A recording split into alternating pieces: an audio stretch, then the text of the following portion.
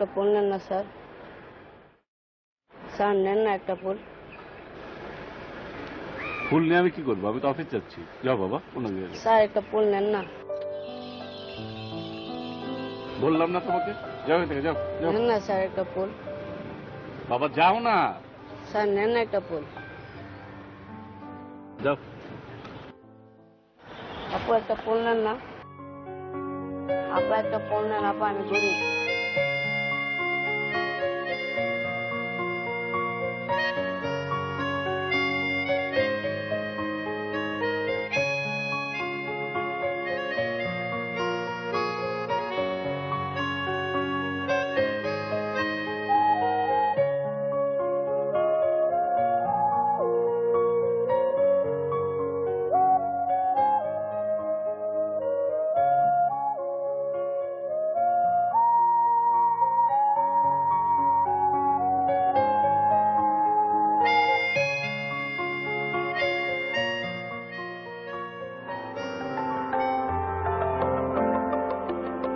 কি অবস্থা এটা স্যার? স্যার আমার সিবি দেখে 10 জনকে কল করেছিলাম স্যার, 10 জনের মধ্যে 9 জনই চলে এসেছে। আচ্ছা গুড। 9 জন আসলে আপনি ওখান থেকে দেখেন, দেখে ভালো 3 জনকে আপনি যাচাই বাছাই করে রাখবেন, ঠিক আছে? যান করেন। এক্সকিউজ মি স্যার, স্যার আপনার জন্য পিএ অ্যাপয়েন্টমেন্ট দেবেন স্যার, আপনি বাছাই করলে ভালো হতো না স্যার? আচ্ছা সেটা কি বলছেন? আপনি কেন আমাকে দায়িত্ব দিচ্ছেন? আমি তো আপনাকে দায়িত্ব দিয়েছি। আপনি একটা কাজ করবেন, এখান থেকে যারা যোগ্য এবং সৎ এরকম আপনি 1 জন 2 জন 3 জন যা দেখেন, ঠিক আছে? যান। জি স্যার। ওকে। ও আরেকটা কথা বলি, আপনি সবসময় একটা জিনিস খেয়াল রাখবেন, অযোগ্য লোক আমি একদম পছন্দ করি না, এটা সবসময় মাথায় রাখবেন, ঠিক আছে?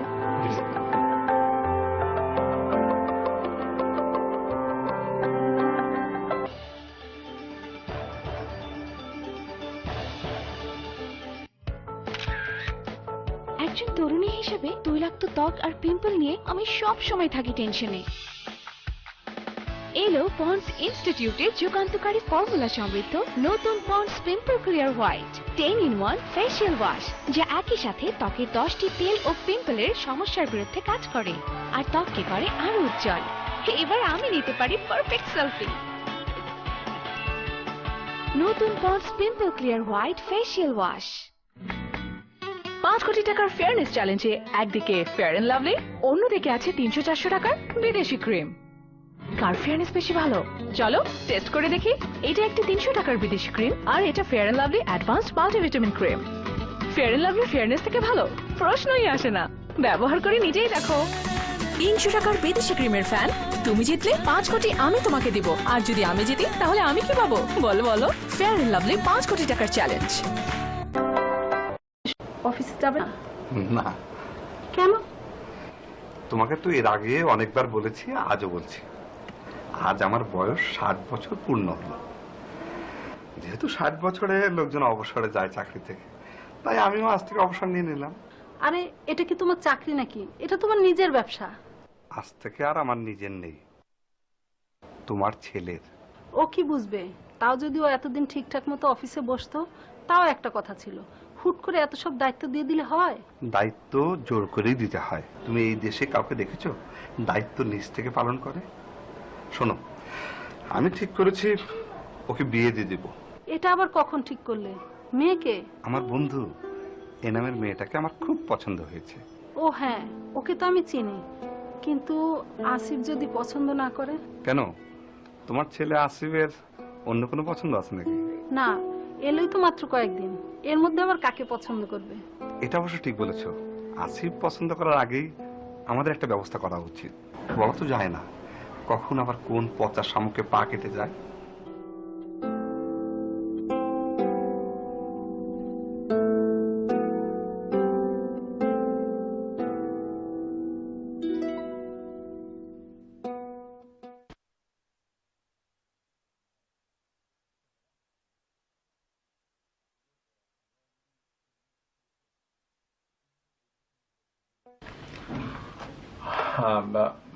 আচ্ছা ম্যাডাম, আসলে আমরা অলরেডি 3 জনকে সিলেক্ট করে ফেলেছি, 3 জনের বেশি কোনো ইন্টারভিউ নেব না আমরা।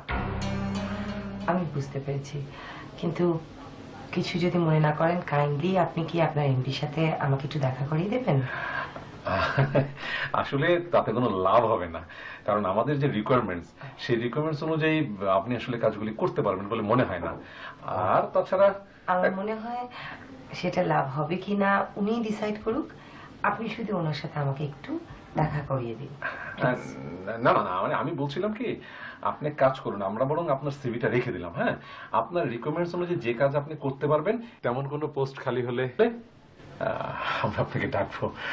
আপনি তারপরেও আমার রিকোয়েস্টটা একটু ওনাকে গিয়ে বলবেন, একটু মেসেজটা কনভে করবেন যে একজন ওনার সাথে দেখা করতে চায়। আচ্ছা ঠিক আছে, আপনি বসুন। আমি কিন্তু আবারও বলছি কোনো কাজ হবে বলে মনে হয় না। আচ্ছা ঠিক আছে, থ্যাংক ইউ।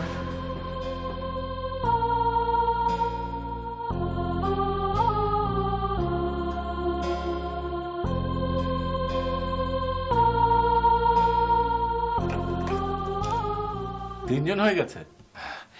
ইয়েস স্যার, তিনজনকে আমরা সিলেক্ট করেছিলাম, কিন্তু স্যার এখন ওই 4 জন হয়ে গেছে স্যার।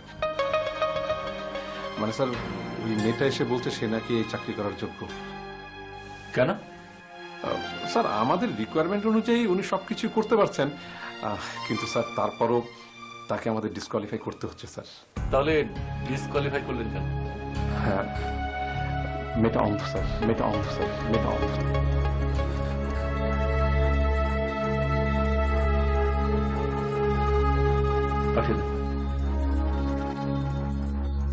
আপনি অন্ধ?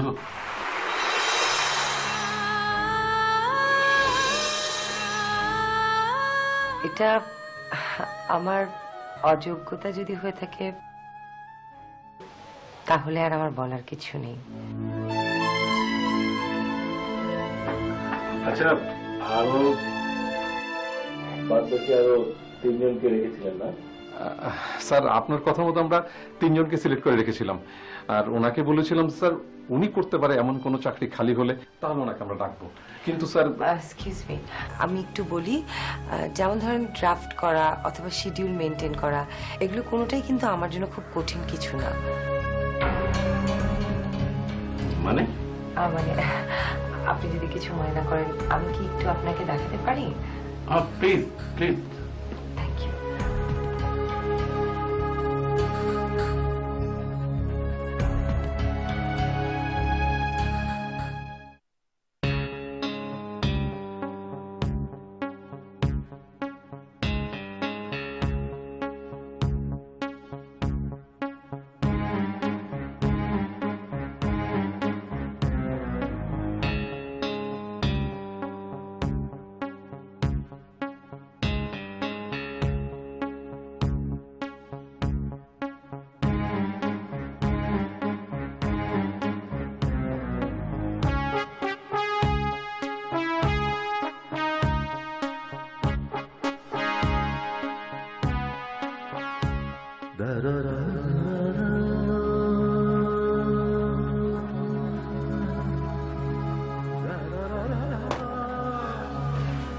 আপনি একটা কাজ করেন। আচ্ছা, আপনি কি ওই তিনজনকে বিদায় করে দিয়েছেন নাকি ওয়েটিং লিস্টে রেখেছেন, বা ওদের নাম ঠিকানা কি আমাদের অফিসে আছে? জি স্যার।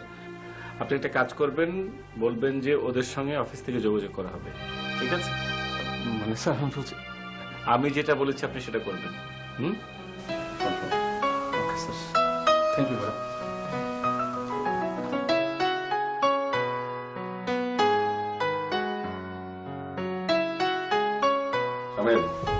কি হলো স্যার?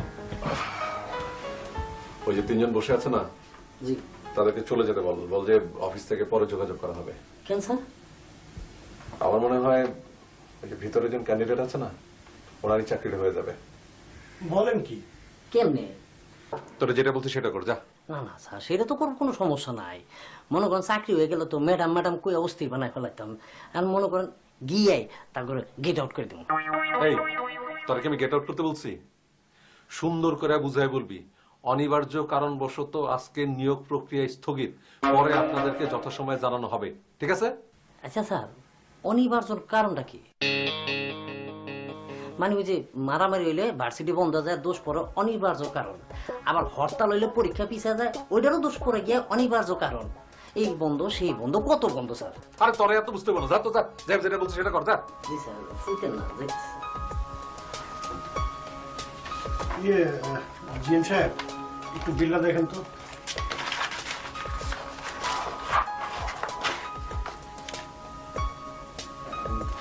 ঠিক আছে, এটা পরে দেখুন, আমি জানতে হবে।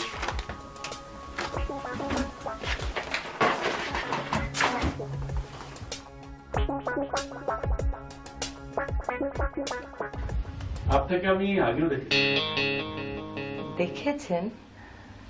হ্যাঁ, আজই তো আমি যখন অফিসে আসছিলাম একটা ফুল বিক্রেতা আমার কাছে এসেছিল, আমি অবশ্য কিনিনি, তখন আপনার কাছে গেল। তখন হঠাৎ খেয়াল করলাম যে আপনার হাতে একটি স্টিক, হোয়াইট স্টিক। আচ্ছা, আপনি কি জন্ম থেকেই? না না, ঠিক আছে। ডাক্তার কি বলে, ভালো হবে না বাইরে বা বিদেশে? আসলে ওরকম করে ডাক্তারের কাছেও খুব একটা যাওয়া হয়নি। আসলে এটা অনেক টাকা পয়সারও ব্যাপার, আর বিদেশ হয়তো নিলে কি জানি না, বলতে পারি না। আই এম সরি, আপনাকে কষ্টের কথা মনে করে দিলাম। চাকরিটা আসলে আমার খুব দরকার। যদি আমাকে দেয়া যায়, মানে যে ধরনের কাজ আপনার দরকার, আমি কিন্তু সবটাই করতে পারবো। আচ্ছা, আমি যদি আপনাকে অন্যভাবে সাহায্য করি তাহলে কি মানে সম্ভব? কিছু মনে করেন না, একজন অন্ধ মেয়ের যতটুকু না দুঃখ, তার চেয়ে বেশি মনে হয় দুঃখ অনেক বেশি লাগবে যদি কেউ তাকে করুণা করে। আমি আসি। আচ্ছা ঠিক আছে, আপনি কাল থেকে জয়েন করবেন এখানে, ঠিক আছে? কাল থেকে এটা আপনার অফিস।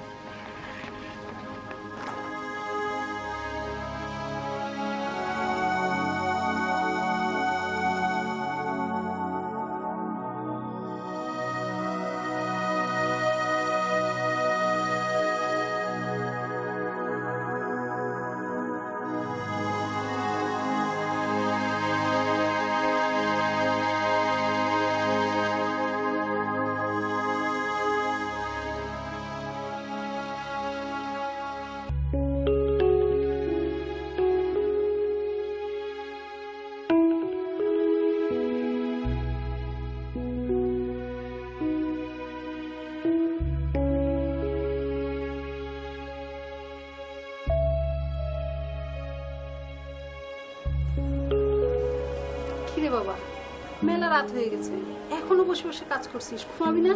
এই তো মা যাচ্ছি, দাঁড়াও। নতুন নতুন অফিসে যাচ্ছিস, কোনো সমস্যা হচ্ছে না তো? কি যে বলো না মা, আমি নতুন অফিসে যাচ্ছি কিন্তু অফিসের সব বাদ বাকি সবাই তো পুরনো, তাই না? আচ্ছা, তোর বাবার বন্ধুর যে মেয়েটার সাথে তোর বিয়ের কথা, ওকে একটু দেখতে যাওয়া দরকার না?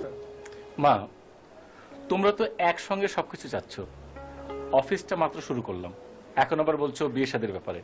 তাছাড়া মা, আমার এত আয়োজন করে মেয়ে দেখাটা ভালো লাগে না। তাই বলে দেখতে হবে না?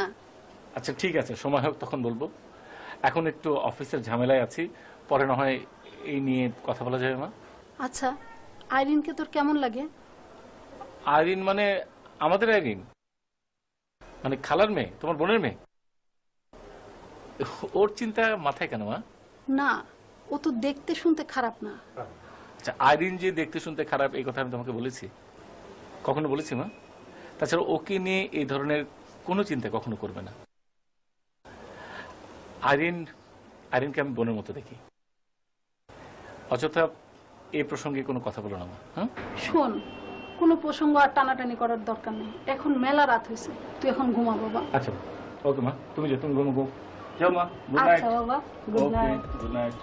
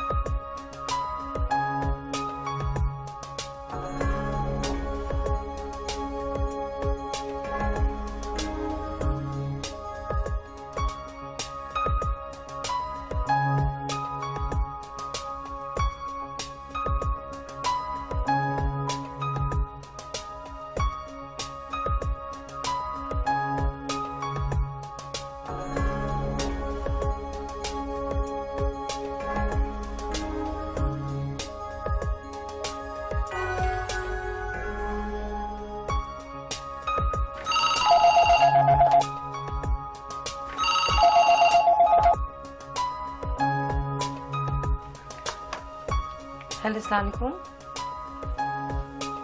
জি জি জি, আমি ওনাকে জানিয়ে দিব অবশ্যই। Thank you so much. আসসালামু আলাইকুম।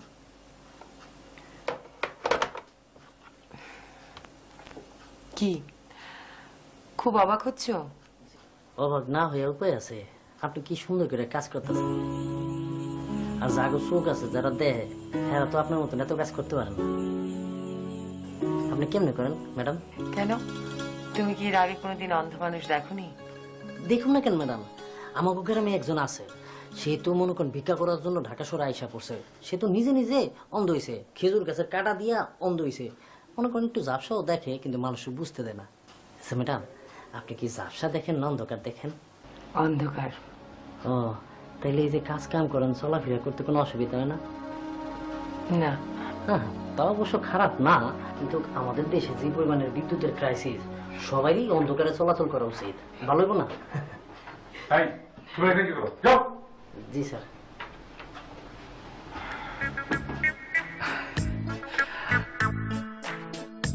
ওকে বেশি পাত্তা দিবেন না। কাকে দেব? আপনাকে? না মানে একটা ব্যাপার আছে না, ও হচ্ছে অফিসের পিয়ন, কার সাথে কিভাবে কথা বলতে ঠিক জানে না, আর অফিসের নিয়ম কানুনও বোঝে না। আমি হচ্ছি এই অফিসের manager, I mean general manager. আমি কিন্তু আপনার এই চাকরিটা হওয়ার ব্যাপারে বসের কাছে পজিটিভ কথা বলেছিল। ও, তাহলে তো আপনাকেই ধন্যবাদ দেওয়া উচিত। না না না না, এসবের কোনো দরকার নেই। আপনি মানে তুমি আর আমি তো কলিগ, তাই না? এক কাজ করি, চলো আজ আমরা একসাথে লাঞ্চ করি। এই রাস্তার উপর একটা ভালো রেস্টুরেন্ট আছে, আজ কিন্তু আমি তোমাকে লাঞ্চ করাবো। জিএম সাহেব, আপনার অ্যাটিটিউড কিন্তু অফিসিয়াল না, এই তথ্যটা কি আপনি জানেন? ইয়ে মানে তুমি মানে আপনি আজ আমাদের অফিসে প্রথম এসেছেন, তাই আমি আমার লাঞ্চটা সাথে করে নিয়ে এসেছি। শুনুন ম্যাডাম, আপনি ওই যে ওই ফাইলটা দেখে আমার টেবিলে দিয়ে দেবেন, আমি লাঞ্চ করে আসছি।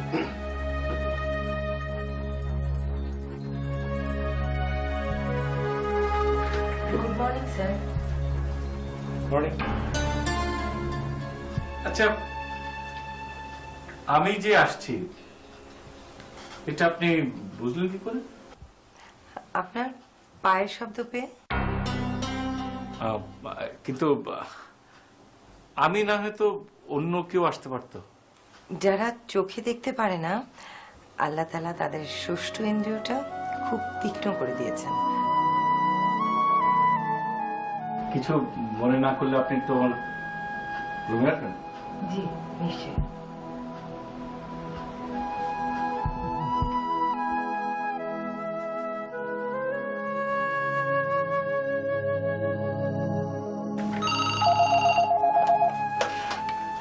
হ্যালো। জি জি জি, না এখন ওনাকে পাওয়া যাবে না।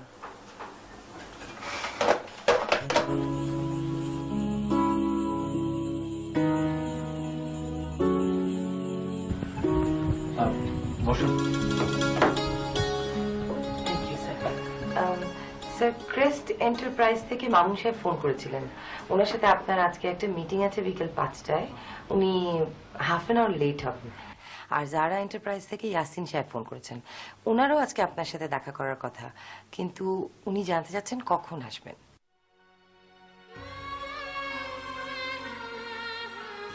স্যার, আপনি যদি আপনার শিডিউলটা বলেন তাহলে আমি ড্রাফট করে রাখবো। ড্রাফট কিভাবে করবেন? তাছাড়া আপনি এত কিছু মনে রাখেন কি করে? আমি মনে রাখতে পারবো স্যার, অসুবিধা নেই, আপনি বলুন। আমি ও সরি, তোমাদের ডিস্টার্ব করলাম না তো? না বসো। তুমি হঠাৎ এ সময় অফিসে? খালার কাছে শুনলাম তুমি নাকি ইদানিং অফিসে খুব মন দিয়েছো, তাই দেখতে এলাম। ও, এসব পরিচয় করে দিই, হচ্ছে আমার কাজিন, ওর নাম হচ্ছে আইরিন। আইরিন, এসা আমার পিএ। আমি আমার ডেস্কে যাই স্যার। ও ইনি বুঝি তোমার নতুন বিয়ে? জি।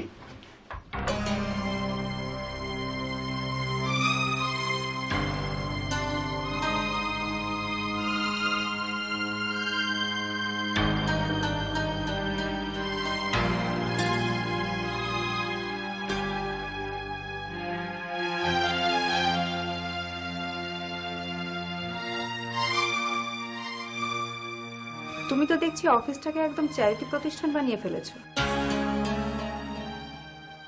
একজন অন্ধ পিএ, গ্রিনিস বুক অফ রেকর্ডে তো তোমার নাম উঠে যাবে। তুমি অফিসে কেন এসছো? এসেছি তোমাকে নিয়ে একটু বাইরে যাব। কোথায় নিয়ে যাবে? তাছাড়া আমি মাত্র অফিসে এসেছি, এখন বাইরে কিভাবে যাই? আরে 1 ঘন্টার মধ্যে ছেড়ে দিব, চলো না।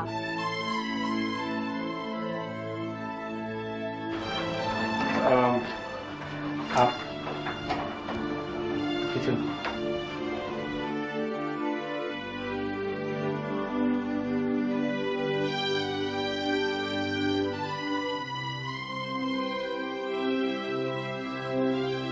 কালাম সাহেব, জি মেয়েটার কাজ করার স্টাইল দেখেছেন? আমার জানি কেমন সন্দেহজনক মনে হচ্ছে। হ্যাঁ, আমারও মনে হয় উনি সবই দেখতে পাচ্ছেন। আসলে কি উনি জন্মান্ধ? আর সেটা আমি জানবো কি করে? শুনেছি জন্মান্ধ হলে নাকি অনেকে এভাবে চলাফেরা করতে পারে। আমার মনে হয় সেরকম কিছু না। আরে আপনার এটা দেখলাম, সেখানে জয়েন করার পর কত কথা বললেন আপনি। আরে ভাই, সেটা তো কাজকর্ম বুঝিয়ে দেওয়ার জন্য। তাইলে এখন যান, আরেকবার জিজ্ঞেস করে আসেন। না, এখন যাওয়া ঠিক হবে না। তার সাথে চলেন, আড়াল থেকে তাকে একটু ফলো করি, দেখি সে কি করে। আড়াল থেকে কেন? আরে ভাই, সামনাসামনি গেলে তো পুরো ব্যাপারটা বোঝা যাবে না, তাই না? চলুন।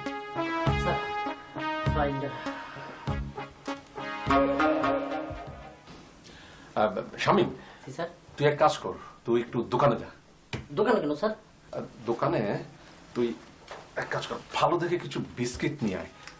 না, বিস্কিট না, তুই ভালো দেখে স্যান্ডউইচ আর ধর এই কয়েক পদের মিষ্টি নিয়ে আসবি, ঠিক আছে? 1000 টাকা নোটটা রাখ। স্যার সূর্য আজকে কোন দিকে উঠছে? আরে সূর্য যেদিক দিয়ে ওঠো। শোন, ওই যে আমাদের যে নতুন ম্যাডাম যোগ দিয়েছে না, সেই ম্যাডামকে স্পেশালি বলবি যে আমি এসব আনিয়েছি তার সম্মানে, ঠিক আছে? ঠিক আছে বলবো, জীবনে প্রথম আজকে আপনি খাওয়াইতেছেন, সেটা বলতে হবে না সবাই, কিন্তু বলতে হবে। আরে কথা অবশ্যই। আর এই 20 টাকা হচ্ছে তোর বকশিস। 20 টাকা না? ঠিক আছে চলুন স্যার।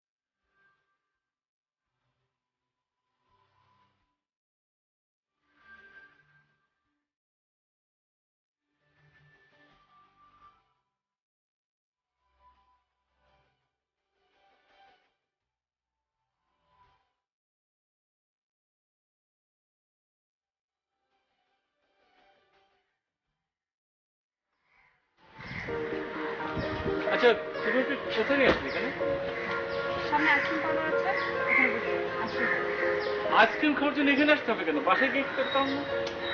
বাসায় বসে আইসক্রিম খাওয়ার আইসক্রিম পার্লারে বসে আইসক্রিম খাওয়ার মধ্যে অনেক ডিফারেন্স। ভালো লাগছে। ও, এখানে ভাল লাগবে কেন? এখানে তো এখন অন্ধ মেয়েটাকে দেখতে পাচ্ছ। কি আবল তাবল বলছো তুমি? আবল তাবল বলবো কেন? আমি তো তোমার রুমে ঢুকে দেখলাম যেভাবে অন্ধ মেয়েটার দিকে তুমি তাকিয়েছিলে।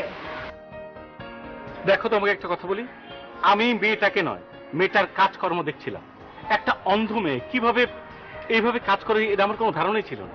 আমারও ধারণা ছিল না যে তুমি একটা মেয়ের দিকে এভাবে তাকিয়ে থাকতে পারো। সম্ভবত মেয়েটা অন্ধ বলে আর কোনো রাগ ঢাক রাখো ভেবেছো মেয়েটা তো আর দেখতে পাচ্ছে না। তুমি তাকিয়ে থাকতে পারো আর আমি বলতে পারবো না? না, পারবে না, কারণ তুমি যেটা বলছো সেটা মিথ্যে বলছো। এটা একটা অপবাদ। আরিন, তোমাকে একটা কথা বলি প্লিজ, মানুষকে সম্মান করতে শেখো। আরেকটা কথা, তোমার যদি কখনো আমার সঙ্গে কথা বলতে ইচ্ছা হয়, আমার অফিসে না, আমার বাসায় আসবে। অফিসে কখনো যাবে না, ঠিক আছে? এখন আইসক্রিম খেতে ইচ্ছে করছে না, তুমি কাজ করো, আমি দিয়ে আসছি, প্লিজ।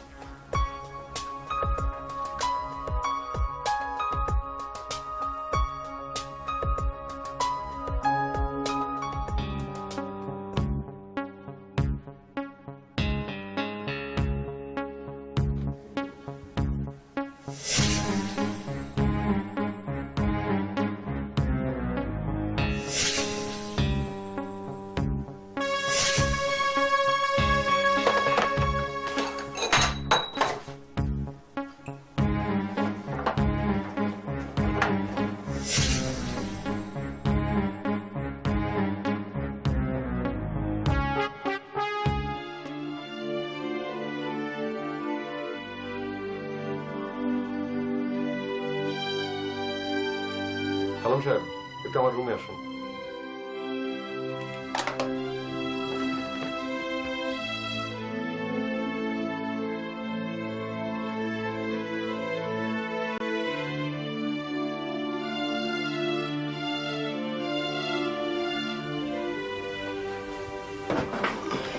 জিএম সাহেব বলেন। কালাম সাহেব, যা ভেবেছিলাম তা আসলে ঠিক না। মেয়েটা আসলে অন্ধ। আমারও সন্দেহ হয়েছিল, কিন্তু দেখে বোঝার কোনো উপায় নাই। অন্ধ হইলে কি হবে? অহংকার আছে। আপনার অহংকার দেখতে যাওয়ার দরকারটা কি? আপনার ঘরে না একটা সুন্দরী বউ আছে। আরে ভাই, কিসের মধ্যে আপনি কি কন? আমি কি খারাপ নজরে দেখছি নাকি? আপনি কি শুনছেন কোনদিন কোন অন্ধ মানুষ কারো বিয়ে হইতে পারে? আরে সেজন্যই তো সন্দেহটা হইল। ও আচ্ছা। আমার 1020 টাকায় পানিতে গেল।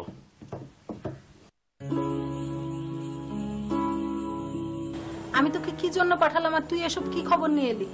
আমি এসবের মাথা মুন্ডু কিচ্ছু বুঝতে পারছি না। তুমি কি বুঝবে? আমি নিজেই তো কিছু বুঝতে পারছি না। তুই সত্যি বলছিস তো? খালা, তোমার কাছে মিথ্যে কথা বলার আমার কোনো দরকার নাই না? একটা অন্ধ মেয়েকে পিয়ে রাখলো কি মনে করে? সেই জবাব তুমি তোমার ছেলের কাছ থেকে নাও, আমার কাছে পাবে না। তুই তো আমাকে খুব চিন্তার মধ্যে ফেলে দিলি। আচ্ছা, মেয়েটা দেখতে কেমন? সুন্দরী। সাথে তো আর তোমার ছেলে পটেনি? পটেছে মানে?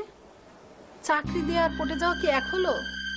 আহা, পটেছে বলেই তো চাকরি দিয়েছে, নইলে একজন অন্ধ মেয়েকে কেউ পার্সোনাল অ্যাসিস্ট্যান্ট হিসেবে রাখে? আমার তো ধারণা যে ওই মেয়ের নিজেরই একটা পার্সোনাল অ্যাসিস্ট্যান্ট দরকার। কি জানি, আমার তো ইচ্ছা ছিল তোকে আমার ছেলের বউ করার। এখন একটা অন্ধ মেয়ের জন্য সব উলটপালট হয়ে যাচ্ছে। আচ্ছা শোন, তোকে যে আমি পাঠালাম তার কি করলি? তার কি করলাম মানে? তোমাকে এতক্ষণ ধরে আমি কি বলছি তাহলে? তুমি এখনো ধরে আছো খালা যে তোমার ছেলে আমাকে পছন্দ করবে? সে আসার গুড়ে বালি। ছেলে না করুক, আমি তো করি। খালা, তোমার কি ধারণা যে আমি পানিতে পড়ে গেছি? জোর করে তোমার ছেলের বউ বানাতে চাও? শোনো, তোমাকে একটা বুদ্ধি দিই। এইসব চিন্তা মাথা থেকে বাদ দিয়ে ওই অন্ধ মেয়েটার হাত থেকে ছেলেকে বাঁচাও।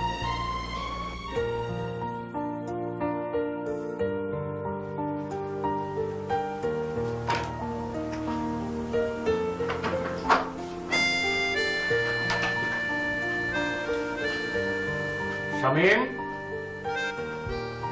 শামীম। জি স্যার, জি স্যার। উনি এশা ম্যাডাম কোথায়? পিএম ম্যাডাম কোথায়? জি স্যার, আমি তো বলতে পারবো না, আমি তো একটু দোকানে গেছিলাম স্যার। দোকানে গেছো? কোথায় গেল? কেন দোকানে গেছিল? স্যার ওই সেন্ডু স্যার মিষ্টি আনার জন্য। হায়দার স্যার বলছিল। হায়দার সাহেব, হায়দার সাহেব, সাহেব, পিএম ম্যাডাম মানে এশা ম্যাডাম কোথায়? প্রিয়া ম্যাডাম একটু আগেও তো এখানে ছিল স্যার। আর আপনি এভাবে দেখছেন মনে হচ্ছে এখানে লুকিয়ে আছে। Excuse me sir. আপনারা এগুলো মানুষ আছেন, একজনকে বাড়ি পাঠিয়েছেন, একটা মেয়ে কোথায় গেল সেটা আপনি দেখবেন না? স্যার আমি বাথরুমে ছিলাম স্যার। আর আপনি বাথরুম থেকে যাই থাকেন। আচ্ছা, আপনি কি অন্ধ হয়ে গেলেন নাকি? কি হয়েছে?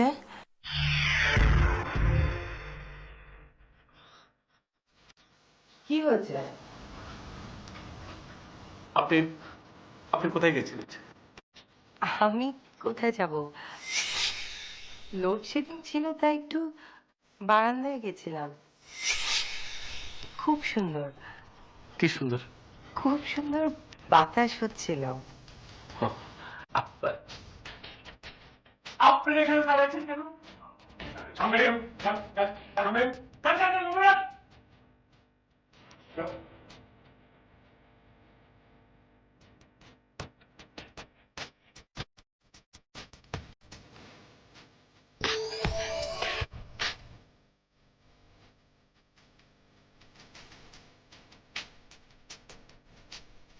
আচ্ছা ঠিক আছে।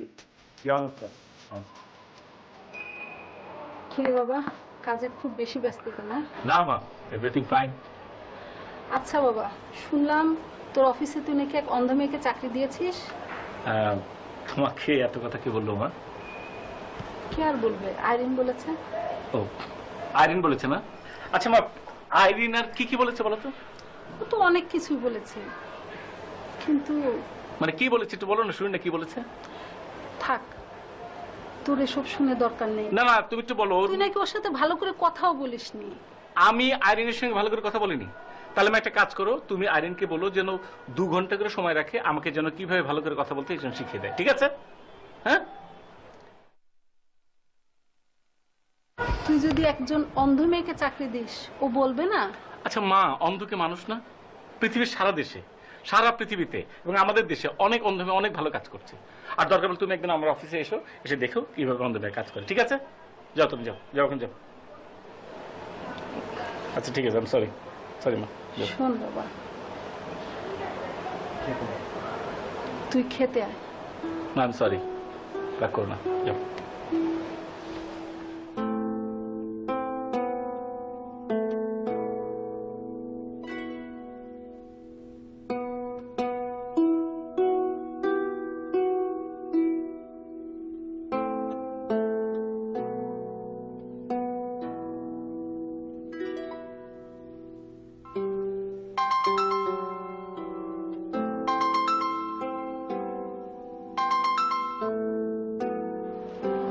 হ্যালো। হঠাৎ করে এত রেগে গেলে কেন বলো তো? রেগে গেছে আইরিন, কারণ তুমি রাগের কথা বলেছো। সেটা তো বললামই, হঠাৎ করে এত রেগে গেলে কেন তখন সেটাই জানতে চাচ্ছি। কারণ তোমার বলার ধরনটা খুব বাজে ছিল। হতে পারে, বাট আমার কিন্তু একটু অন্যরকম মনে হয়েছে। মনে হচ্ছে মানে কি মনে হচ্ছে? অন্য কিছু মানে, I mean you are in love with her.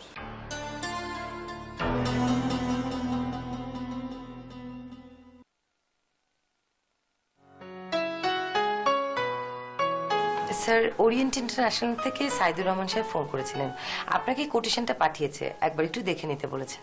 R bank manager সাহেব আপনাকে খোঁজ করছিলেন, অনেকবার বোধহয় আপনাকে মোবাইলে ফোন করছেন, পাচ্ছে না। আপনার কি মোবাইল বন্ধ স্যার? আপনি কি এখন খুব ব্যস্ত? জি। আমি কেন স্যার? আপনাকে নিয়ে আমি একটা জায়গায় যেতে চাই। কোথায় স্যার? আমার উপর আপনার বিশ্বাস নেই? এখানে বিশ্বাস অবিশ্বাসের কথা কেন আসছে স্যার? অবশ্য এটা ঠিক, আপনি এমন কোনো জায়গায় হয়তো আমাকে নিয়ে যাবেন না যেখানে আমার অস্বস্তি বোধ হবে, কিন্তু স্যার আমার এটা জানতে চাওয়াই তো স্বাভাবিক, তাই না? আসলে অস্বাভাবিক এত কিছু আমাদের সামনে ঘটছে, এর থেকে স্বাভাবিক জিনিসটা খুঁজে পাওয়াটাই দুষ্কর। চলুন যাই। এখন অফিস স্যার? অফিস তো সবসময় করলেন, অফিস নিয়ে সবসময় ব্যস্ত থাকলে চলে? চলো।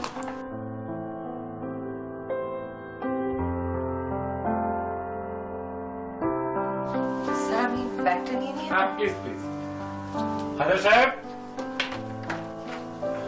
স্যার হাজার সাহেব, ওই তোমার কনস্ট্রাকশন থেকে মানিক আসবে, আর স্টার গ্রুপ থেকে দুলাল আসার কথা। জি স্যার। একটু বসতে বলবেন। হ্যাঁ জি স্যার। ওকে, আমি একটু আসছি। জি স্যার। ওকে স্যার, ম্যাডাম কি আপনার সাথে? হ্যাঁ জি, শুনুন, আসতে দেন।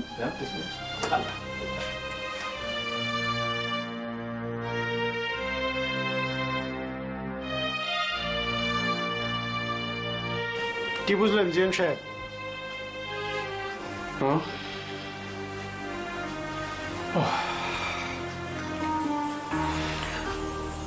আমার আর বুঝাবুঝির কি আছে রে ভাই? বাবা আমার বড় শখ করে আমার নাম রাখছিল হায়দার, সারা জীবন হাই হাই করতে করতে গেল। স্যার পাল্টা দিল কি নাম? না স্যার, হাই হাই স্বভাবটা।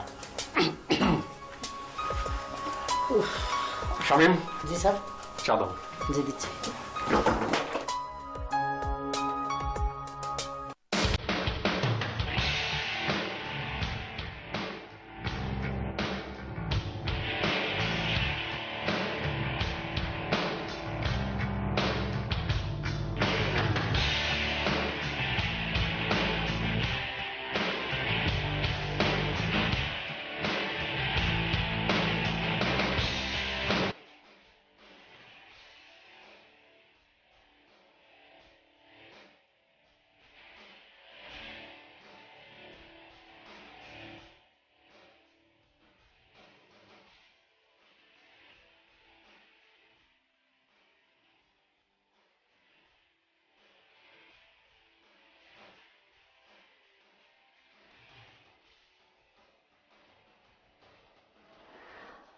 আপনি এখানে আমাকে কোথায় নিয়ে এসেছেন? এটা প্রফেসর নুরুল আমিনের বাসা। উনি সম্পর্কে আমার মামা হন, উনি আই স্পেশালিস্ট। ওনার সঙ্গে মানে উনাকে আপনাকে দেখাতে এসেছি, উনি একবার আপনাকে দেখতে চেয়েছেন। আপনি কি আমাকে ডাক্তার দেখাতে নিয়ে এসেছেন? হ্যাঁ, এখন নিশ্চয় আপনি ভাববেন না যে আমি আপনাকে করুণা করছি। প্লিজ এসা, আমি আসলে জানতে চাই যে আপনার চোখের অবস্থাটা কি। যদি অপারেশন করে ভালো হয় তাহলে তো। কিন্তু আমি তো ডাক্তার দেখাতে চাই না, কারণ আমার কাছে তো এরকম টাকা পয়সা নেই। ঠিক আছে, নিয়েন না, বেশ তো। আপনার যে বেতন আছে, বেতন থেকে না হয় আস্তে আস্তে আপনি শোধ করে দিন। আমি একটা আশা নিয়ে বেঁচে আছি, একদিন না একদিন আমার চোখ ঠিক হয়ে যাবে, আমি নিশ্চয়ই দেখতে পাবো। কিন্তু আজকে যদি ডাক্তার বলেন যে আমি আর কখনোই দেখতে পাবো না, তাহলে কি নিয়ে বাঁচবো আমি, বলেন তো? আমি জানি আপনি আমার উপকার করার জন্য এই কাজটা করছেন। এই বেঁচে থাকা, এই চাকরি, এই সুখ, এই আনন্দ, এই সব কিছু কিন্তু একটা খবরের সাথে শেষ হয়ে যাবে এবং যাবে। আপনি কি চান আমার জীবনের সেই আনন্দটুকু শেষ হয়ে যাক? না, তা চাইবো কেন? তাহলে চলুন আমরা ফিরে যাই। স্বপ্ন ভেঙে যাওয়ার থেকে কি এটা ভালো না? স্বপ্ন নাই দেখলাম।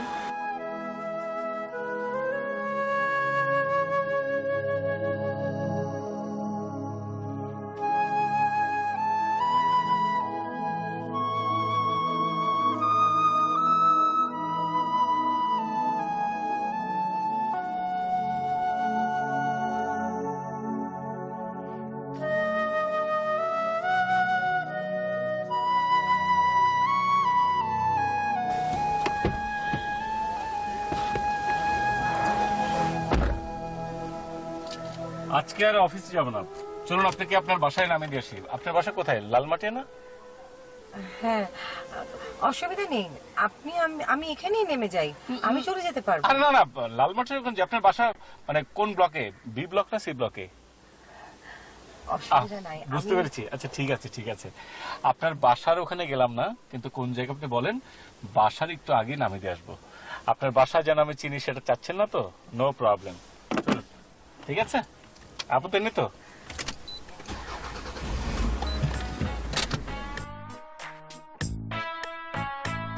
তুমি কিন্তু প্রত্যেক দিনই আর 2 দিন করে সময় চেয়ে নিচ্ছ। এইভাবে 1 দিন 2 দিন করতে করতে আমার ছেলে তো বুড়ো হয়ে যাবে। আরে ভাই, আমার মেয়ের বয়সও তো বাড়ছে, কি বলো? কিন্তু সমস্যা তো ওইখানে, আমি তো আমার ছেলের বুড়ো বয়সে বিয়ে দিতে চাই না। শোনো, তুমি কালকের মধ্যেই ডেটটা ফাইনাল করবে। আরে আমার হাতে তো আর নাটাই নেই যে ইচ্ছে হলো সুতা গুটিয়ে গুটিয়ে ওটাকে ছেড়ে দেবো, আবার ইচ্ছে হলো ওটাকে গুটিয়ে নিয়ে আসবো। আর আমার মেয়েটাকে তো তোমরা চিনো, ও যদি সময় চায় তাহলে আমি কি করতে পারি বলো?